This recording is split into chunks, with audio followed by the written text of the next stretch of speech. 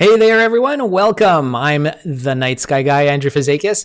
Tonight, we've got an amazing launch in store for you. We're only a few minutes away from it. It's from Cape Canaveral Space Force Station on the coast of Florida, sunny Florida. I'm coming to you live from Montreal, Canada, watching this. Thank you for coming and watching this watch party for this amazing launch. We're going to dive right in to the launch. Here we go. We've got it all set up, and let's get the audio going too.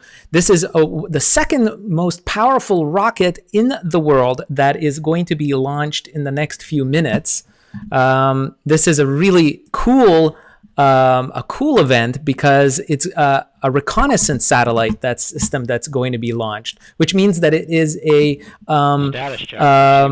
secret mission by the United States military, and this is a very secretive mission, but yet we can watch the launch live, and it's really impressive to see such an amazingly large rocket going up, and it'll be going up in just a 4 minutes. T-minus on a hold right now. They're making sure that all the systems are go on board.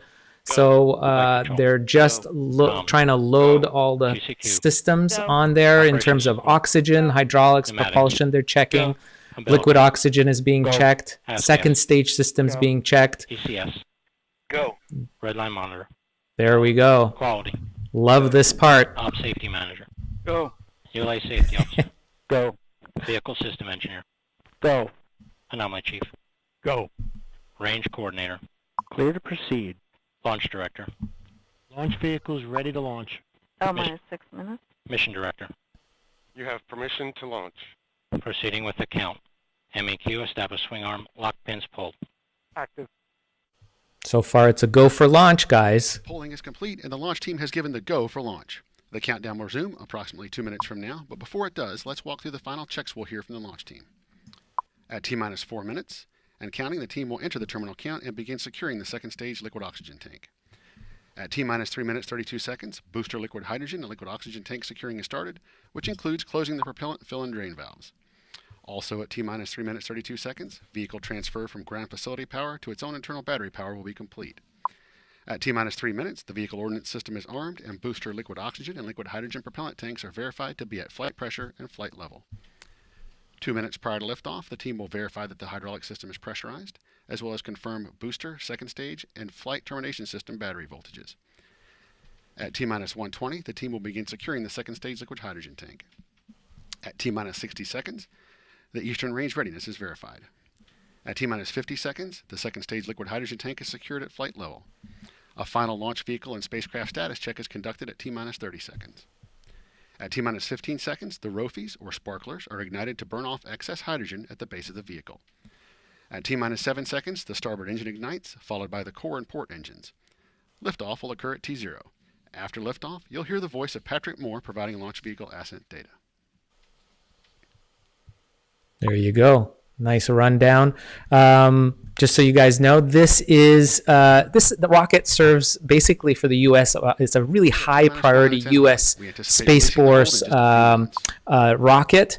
It has a really neat distinction as a proven heavy lifter for American space program. The vehicle has launched NASA's Orion capsule that is developing that'll take people to the moon. On its first orbital test flight, this is the rocket that launched them. It sent the Parker Solar Probe on its journey to the sun. That became the fastest robot in history while surfing through the sun's atmosphere. This is going to be the 142nd mission for the United Launch Alliance and the 30th for the NRO. It's the 385th Delta launch since 1960, and it's the 12th launch of the Delta IV heavy lift vehicle. So it's really, really cool to be able to see this. Second stage lock, secure at flight level. Craig's asking if you could see it in New York. No, this is going to be seen in the southern part of Florida, from around Orlando, on either coast of Florida and southward through the Caribbean islands. That's probably where this launch will be visible, from folks that are along that area. T-minus 2 minutes, 49 seconds. 2 minutes, 49 seconds. This is going to be cool.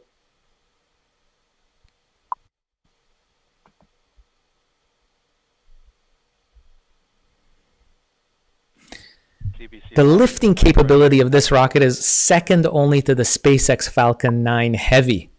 It looks a lot like the Falcon Heavy with its 3 core boosters making up its main body, basically.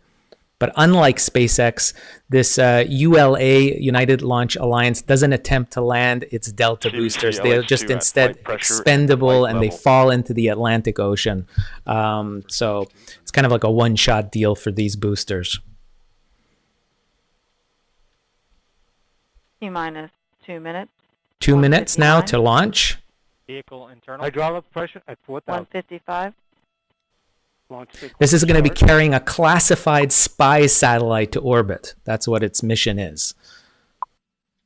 It's been scrubbed multiple times. They originally wanted to schedule, the original schedule was for an August 26th launch, but they had to scrub it. Even in September, they tried to launch it, and due to technical difficulties on the equipment at the launch pad and the weather, all combined, kind of created this situation. Payload, ground systems, and Eastern Range are go for launch. 120. FCS count started. OCU's armed. We're almost at the 1 minute mark, guys.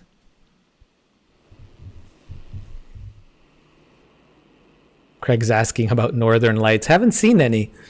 Not around here. I'm in Montreal, Canada, and pretty much near the border with New York and Vermont, and I haven't seen any. Range status. Range green.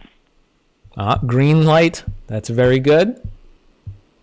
50-second mark to launch. Love nighttime launches are awesome to watch. We've got some really good camera views, so this should be great. Just beautiful. Second stage LH2 secure at flight level. 30 seconds. Status check. Go Delta. There we go. NROL 44.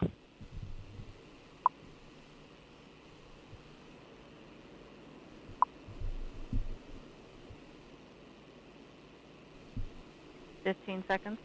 15 seconds. T-minus 10, 9, 8, 7, 6, 5, main engine ignition, 3, 2, 1, 0, and liftoff. Liftoff, the United Launch Alliance Delta IV Heavy rocket carrying the NROL 44 mission for the National Reconnaissance Office. There we go. Awesome. You know, being at a launch like this, you can actually feel in your chest the rumbling. The sound actually creates this rumbling. It's so powerful, the noise. You are hearing the voice of Patrick Moore providing launch vehicle asset data. Love the onboard camera views. Operating parameters continue to look good. Body rate responses look good. Now 30 seconds in. Standing by for core booster throttle down momentarily. You can see the 3 booster rockets. And core booster has begun throttling down as expected. Oh yeah. Partial thrust level. Oh yeah. Response looks good. Core booster has achieved partial thrust level as expected. Now 50 seconds into flight. 50 seconds into the flight. Parameters continue to look good on all 3 engines. Now passing 1 minute into flight. 1 minute into the flight. Now 4.3 miles in altitude, 5.8 miles downrange distance, traveling at 1,200 miles per hour. 1,200 miles per hour and over 4 miles up in the atmosphere already. Incredible. And at 1 minute 20 seconds into flight, vehicle is now passing through max Q, maximum dynamic pressure. Vehicle is also passing Mach 1. Delta 4 is now supersonic. Now it's going past the speed of sound. The most pressure on the spacecraft is now being felt. Core booster in the partial thrust mode. This is the most dangerous part, I think, where things can go potentially wrong with all the pressure. Phase of flight. Telemetry quality has looked good throughout the boost phase. Now passing 1 minute 46 seconds into flight.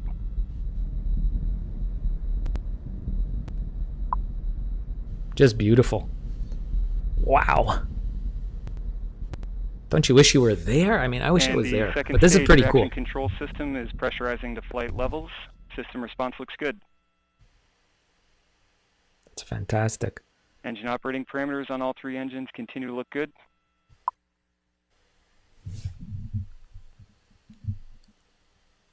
Body rates continue to look stable. Vehicle has now gone to closed loop guidance.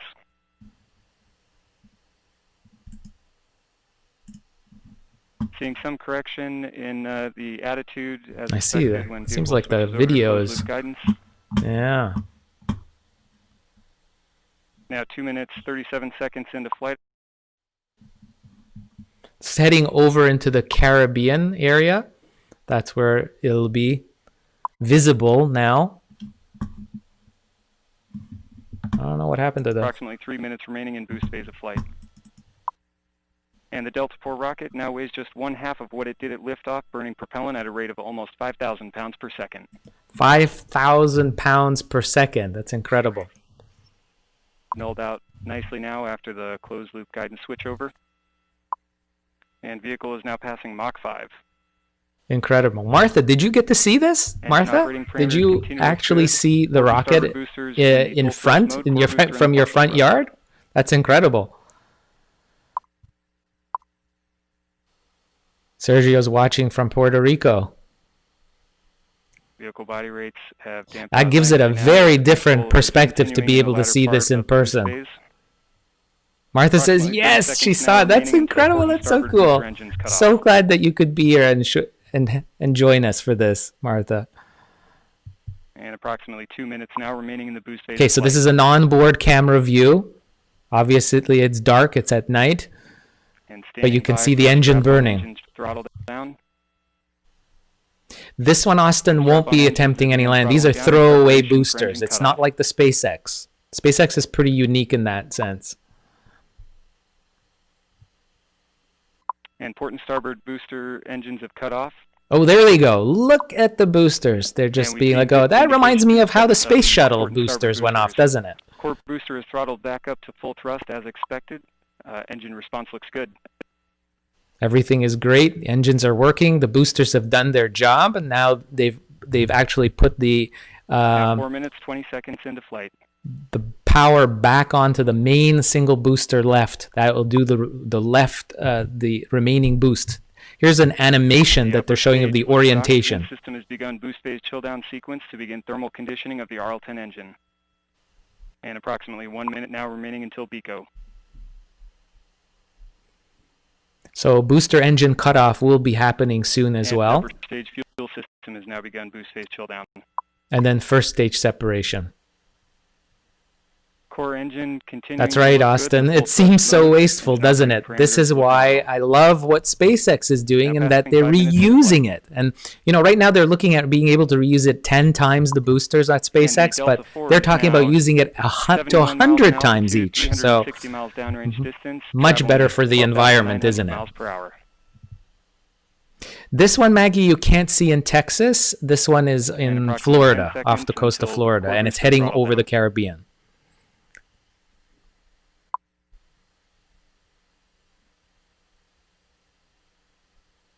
And core boosters begun throttling down in preparation for BECO, standing by for BECO. It's already BECO booster 83 engine cut off, kilometers in standing by for stage altitude, guys. separation. And we have good indication There of we go. separation of the first and second stages. Nozzle extension on the RL-10 is deploying. Camera inside the start. body of this of the rocket, showing you first stage separation. So we've got We have the bottom ignition part of and the full thrust on the RL-10. main rocket Chamber pressure booster on the RL-10 looks being good. Body jettisoned. responses look good on the DCSS. You can see the engine there, and the main engine will start. You can see that engine in the middle there, the top part. That will Now start passing 6 going. minutes, 15 seconds into flight. Engine operating parameters continue to look good on the RL-10. 6 minutes into the flight now, guys. 94 kilometers in Upper stages altitude. begun initial thruster firings to begin catalyst bed warming. Seeing a couple of periodic dropouts in telemetry. And we have seen good indication of payload fairing jettison. Look at the amount of monitors the control room has. Incredible. Actually, I'm not sure if they retrieve the waste in the ocean. I'm not sure of that. I have to look that up.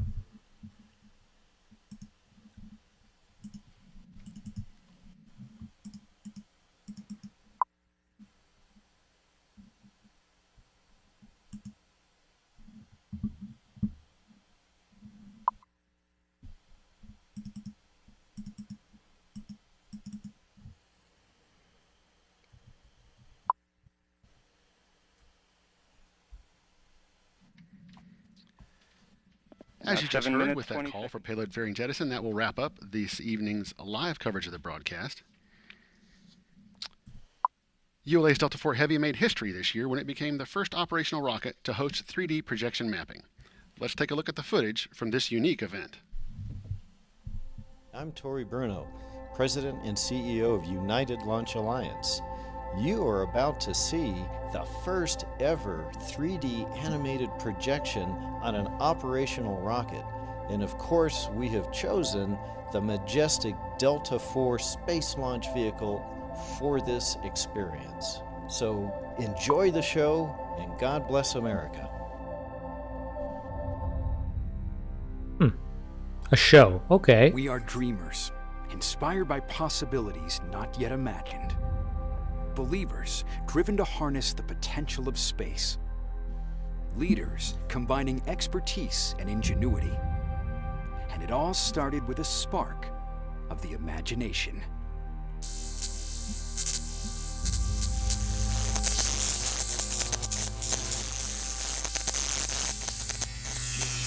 Go.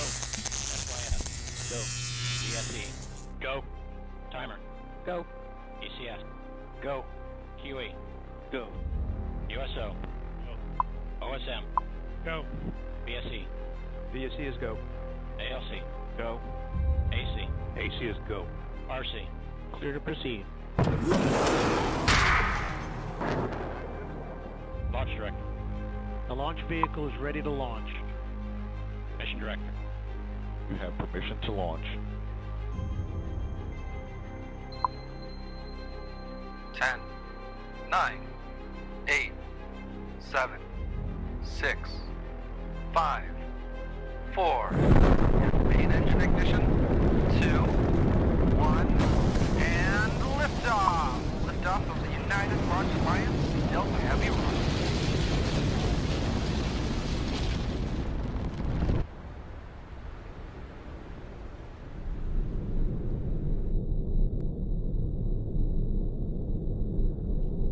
Although ULA's focus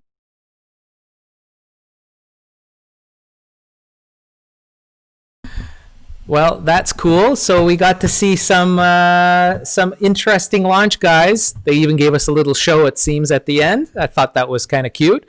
But we got to see another launch. This was great. No crash land, not like the SpaceX test, which, by the way, was considered a great test. The SN8 prototype Starship that crash landed. It went in too fast yesterday. You should take a look. I've got it on my timeline. You can zoom forward to see the actual crash landing.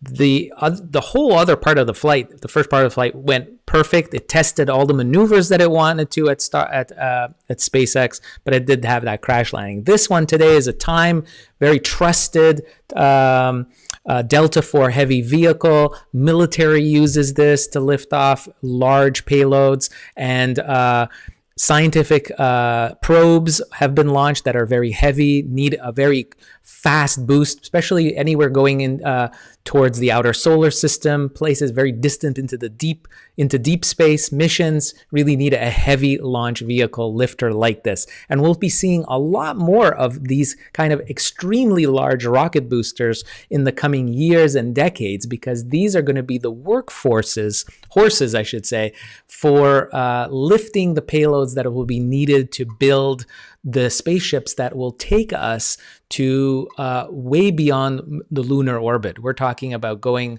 to Mars, to the asteroid, and even eventually to the outer solar system. These are going to be the mega rockets that need to take us to these places. SpaceX is leading the way, and they've other ones like the Delta IV Heavy, like we saw today's launch, really showcases the power of these rockets, and you'll see a lot more of this in the coming years for sure. So that was a lot of fun. Thank you so much for joining me. I see you all there on the chat. There's Barry, Emily, Pam, Anna. Thank you so much for joining me. I'll be looking through your comments and in the chat window after this. Please join me tomorrow. I will be doing another live broadcast, getting you all set for the Geminid meteor shower that's going to be peaking on Sunday night. This Sunday night, December 13th, into Monday morning, December 14th, will be the peak for the Geminid meteor shower. It's the best meteor shower of the entire year. It beats the Perseids in August, hands down. You might not have heard of the Geminids because it's so close to Christmas, to the holiday season, especially for those of us in the Northern Hemisphere. You know, it's a busy time of the year, and we don't generally hear about skywatching events. But let me tell you a secret. The Geminids are incredible. And this year, they're particularly good because the moon is going to be out of the sky during peak times. There's going to be no moon to really interfere with the greatest part of the show for the Geminids, which means you even get to see the faintest meteors. So tune in tomorrow on Friday. I will post the exact time for my live stream soon. So watch my timeline. That's why you should be following me, whether you're watching on YouTube or Facebook, so you don't miss my next live stream, because I've got lots of things, goodies, spur of the moment stuff as well. So you don't want to miss anything. Make sure you hit that notification, the follow, and subscription for my channel so you don't miss any of these videos. And so I'll be talking about the Geminids on Friday. On Sunday, I'm going to be hosting another live stream for a very nice nonprofit called Astronomers Without Borders that I've been helping out for many years. Fantastic nonprofit that brings good stuff around the world through astronomy, builds community, and brings the appreciation of the night sky to folks everywhere around the world. Astronomers Without Borders, check them out. I'll put a link in the comment section as well for them. And I'll be hosting a very special Geminids live broadcast on Sunday, where we'll have special guests, astronomers on hand, and we'll also have live streams from the Canary Islands, live, the Geminids, raining down from one of the darkest skies in the entire world, an island off the coast of Africa. It's really dark skies. It's an astronomical facility, and they've got color video cameras set up for that. So you don't want to miss that on Sunday at 7 p.m. Eastern Time. I'll put links to that as well. That'll be at my friends at Astronomers Without Borders. So Lots of things happening, and there'll be more launches too. I've got a feeling there's another launch happening. If there's anything that you guys want to see particularly, just put them in the chat box. I'm always looking for ideas as well. So thank you so much. I hope you guys had a fun time. Great launch of the Delta IV Heavy mission off the coast of Africa, off the coast of Florida. And with that, I hope you all have a great evening, and I hope you have clear skies. Until next time, bye-bye.